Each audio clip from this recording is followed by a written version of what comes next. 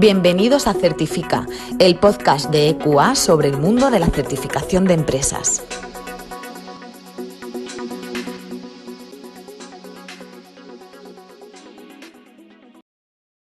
Buenos días y bienvenidos a un nuevo episodio de Certifica, el podcast de EQA.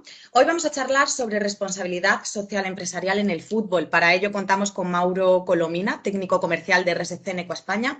Buenos días, Mauro, ¿qué tal? ¿Cómo estás? Buenos días, Marta, muy bien. ¿Tú qué tal? Muy bien, encantada de tenerte aquí con todos nosotros. Mauro, ¿por dónde comenzamos a charlar hoy? Pues te diría que a modo muy general, lo que quiero trasladaros hoy es la importancia de la responsabilidad social corporativa o empresarial en el mismo mundo empresarial, ¿no? Pero no como habitualmente se suele tratar, ya que digamos que se tiende a pensar que la RSC son iniciativas o sistemas de gestión que de alguna manera ayudan a mejorar la imagen de la empresa, pero también hay que tener en cuenta, y esto está bastante demostrado, que las empresas que adoptan políticas de RSC obtienen una ventaja competitiva en términos económicos, es decir, ganan más dinero, son más rentables, son más competitivas, más productivas, y de esto existen estudios desde los años 2000, ¿no? Entonces, por decirte por dónde vamos a comenzar a hablar, pues lo que vengo a contarte es, digamos, la importancia de la RSC en el mundo del deporte y concretamente del fútbol. Podríamos afirmar entonces que la RSC aplicada en los equipos de fútbol también mejora su ventaja competitiva. Sin duda, hay que tener en cuenta que la reputación de los equipos de fútbol ya no solo se traduce solamente en los resultados que tengan en sus competiciones, porque muchas veces, y bueno, a mí me pasa, aquellos equipos que nos producen simpatía no es por su grandeza, digamos, en la competición deportiva meramente, sino que tienen una imagen amable, tienen una imagen cercana, familiar, y esto en gran parte es debido a la involucración de los equipos en iniciativas de responsabilidad social y el compromiso que tienen con su entorno. Mauro, mencionas el entorno, ¿te refieres a las ciudades, a las aficiones, a la sociedad en sí? Sí, sí, así es. Muchas veces las ciudades o los pueblos no se entienden sin su equipo de fútbol y viceversa. La experiencia nos dice que de las sociedades y de los entornos saludables nacen las empresas más exitosas. En el caso de los clubes de fútbol no es diferente.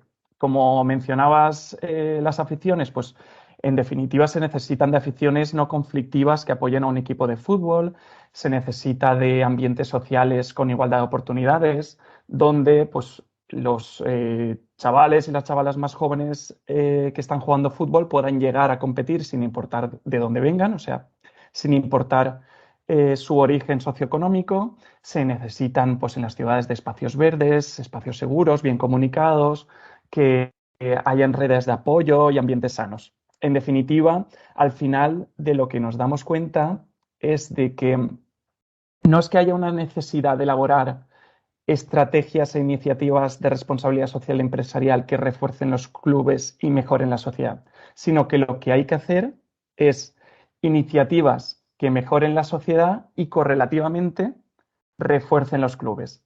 Por aclararlo un poco, la conclusión es que si tenemos sociedades sanas y prósperas, tendremos clubes de fútbol sanos y prósperos.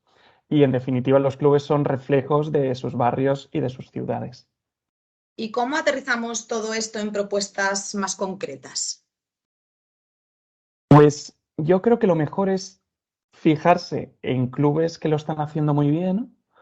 A mi juicio, aquí en la liga tenemos el ejemplo de la fundación del Athletic Club de Bilbao, que destina muchísimos recursos a la RSC.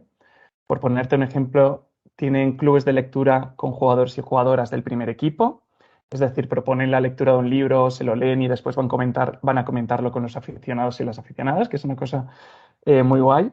Tienen proyectos con personas en riesgo de exclusión social, eh, tienen programas para la reducción de residuos, tienen programas de alineamiento con los ODS, realizan exposiciones, entre muchas otras cosas, ¿no? Por mostrarlo o explicarlo de forma clara, creo que en la responsabilidad social es importante basarse en 5 verbos. Estos son ser, hacer, comunicar y demostrar. Y te los desgrano un poquito.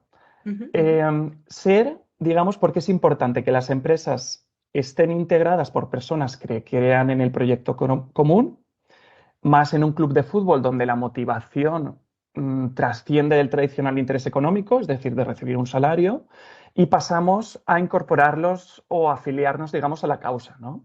O sea, sentimos los colores, etcétera. Entonces, es necesario formar a nuestra gente en el sentido crítico, en sostenibilidad y en valores que creemos que trasciendan de nuestro club. El segundo verbo, hacer, te había dicho. Pues hacer, ya que una vez somos conscientes de lo que queremos ser, toca el momento de hacer. Será necesario, por tanto, establecer una estrategia de responsabilidad social y más que iniciativas puntuales, yo creo que lo interesante es que se tiene que configurar un sistema de gestión transversal y que se propague en toda nuestra organización esa responsabilidad social de la que hablamos. El tercero que te he comentado, comunicar, pues bajo el lema este de si no se dice, no se sabe, ¿no? O sea, comunicar, y tú lo sabrás muy bien, comunicar es involucrar y no solo debemos ser meros informadores, sino que la comunicación debe ser un instrumento formativo y que consiga involucrar a la sociedad y a nuestros grupos de interés. Y por último, demostrar, porque ¿de qué nos servirá ser, hacer y comunicar si lo que hacemos no es medible y riguroso? Cuando dices demostrar, entiendo que entra en juego la verificación y la certificación, ¿no? ¿Qué papel tiene la verificación o certificación en la responsabilidad social de los clubes?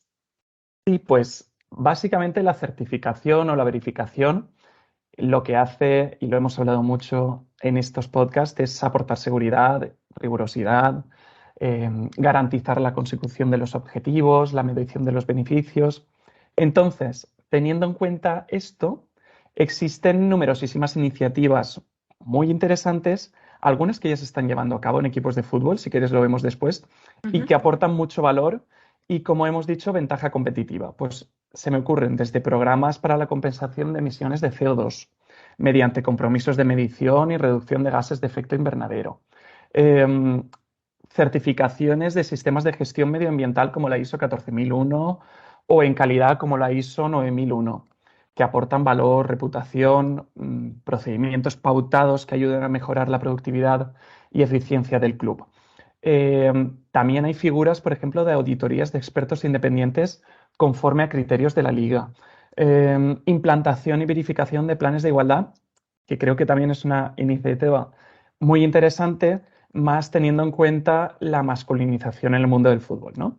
Bueno, emisión también y verificación de bonos sostenibles que aseguren que la financiación de los clubes irá dedicada a impulsar proyectos respetuosos con el entorno. Hay muchísimas posibilidades. Mauro, pues cuéntanos algún ejemplo sobre algunas de estas iniciativas en clubes de fútbol. Bueno, pues como dices, por ponerte algunos ejemplos, y antes hemos mencionado el Athletic Club, pues el Athletic Club tiene la ISO 9001 y la 14001. El Fútbol Club Barcelona ostenta la 9001, me parece que desde el 2003. El Cádiz desde el 2007 o la Fundación del Real Madrid desde el 2011. Muchos clubes también se están alineando con los ODS, que también es un aspecto, creo, muy interesante, porque aporta, en definitiva, un plan de acción, ¿no? Hay clubes como el Atlético de Madrid que han elaborado y verificado su informe de estados no financieros y diversidad conforme a la Ley 1118. El Real Zaragoza, por ejemplo, tiene métodos de compensación de la huella de carbono. Y hablando de la huella de carbono, que el otro día estuve leyendo esto, hace unos meses la Junta de Andalucía calculó la huella de carbono de la final de la Copa del Rey de este 2022 entre el Valencia y el Betis, que se celebró el partido en la Cartuja de Sevilla, no sé si te acuerdas. Y nos arrojó unos datos, yo diría que como poco llamativos, porque concretamente en la final de la Copa del Rey calcularon que generó 2.225 toneladas de CO2 o de lo equivalente al CO2, ¿vale? Eso es lo que viene a ser pues casi 450 coches circulando durante todo un año, ¿vale? Entonces, es importante hacer este cálculo y conocer la realidad porque una vez tenemos esta información y esta medición, podemos establecer una estrategia de reducción de esa huella, saber dónde hay que incidir y aplicar medidas para, en definitiva, reducir ese impacto, ¿no? Y para terminar, Mauro, ¿por qué aplicar RSC en nuestras empresas y concretamente en los equipos de fútbol? Bueno, pues en primer lugar te diría que casi por la propia responsabilidad que tenemos como ciudadanos de cuidar nuestro entorno. Y cuando digo nuestro entorno, me refiero a los grupos de interés, al medio ambiente y a nuestra sociedad.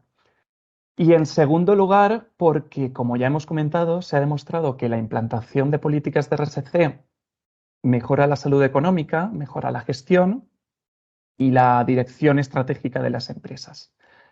Además, y estoy convencido, hay que tener en cuenta que el futuro y el presente del fútbol viene unido a la atención de las cuestiones sociales, también de las ambientales y de las culturales del entorno, ¿no? Y como he dicho antes, el valor de los equipos de fútbol ya no se genera solamente en las competiciones deportivas, sino que el valor añadido viene muchas veces ligado a su compromiso con la sociedad. En definitiva, la viabilidad de los equipos de fútbol pasa por ser equipos socialmente responsables, o sea, equipos más humanos, más conscientes, más comprometidos con su entorno. Y para esto, por acabar, necesitamos lo que te he comentado antes, ¿no? Los 5 verbos de los que hemos hablado: el ser, hacer, comunicar y demostrar. Y bueno, pues en eso estamos nosotros, EQUA, ¿no? Como entidad certificadora, en demostrar que lo que es, se hace, se comunica y, en definitiva, es verídico y es real.